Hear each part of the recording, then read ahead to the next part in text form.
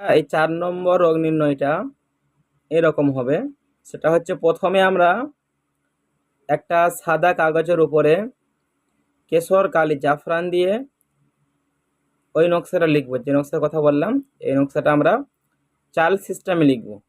ঠিক আছে?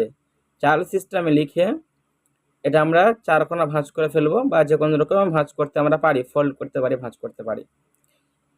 নিয়ে আমরা রুগীকে উঁচু করে বসাবো। উঁচু করে বসিয়ে রুগীকে চোখ মুছিয়ে ফেলতে বলতে পারেন, নাও পারেন তো চোখ মুছলেই ভালো হবে। রুগীকে চোখ মুছতে বলবেন। আপনি নকশাটা রুগীর মুখের মধ্যে ভরে দেবেন।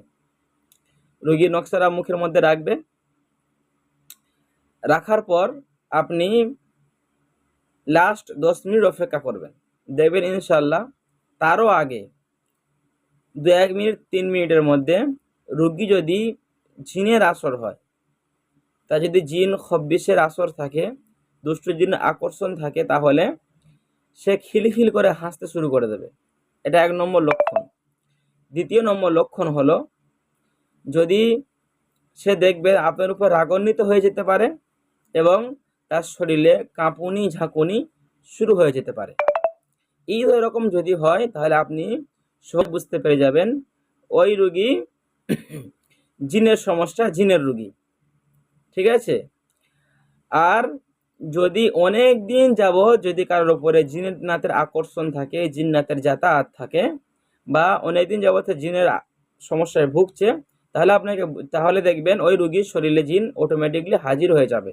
হাজির হয়ে সে আপনার সাথে কথা বলবে। হাজির হবে এই রকম, মানে আপনাকে, মানে সে এসে ভয় করবে, ভয় ভীতি করবে। ঠিক আছে? এই আমলটা, এই তাবিজটা খুবই মোজাররব, খুবই গুরুত্বপূর্ণ তাবিজ। ঠিক আছে হযরত?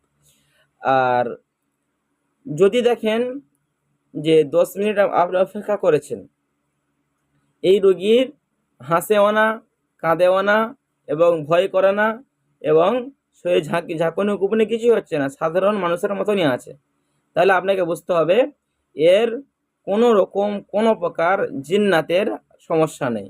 কেননা আমি আপনাদের যে আমলগুলো দিচ্ছি সবগুলো মোজাররব। ঠিক আছে হযরত?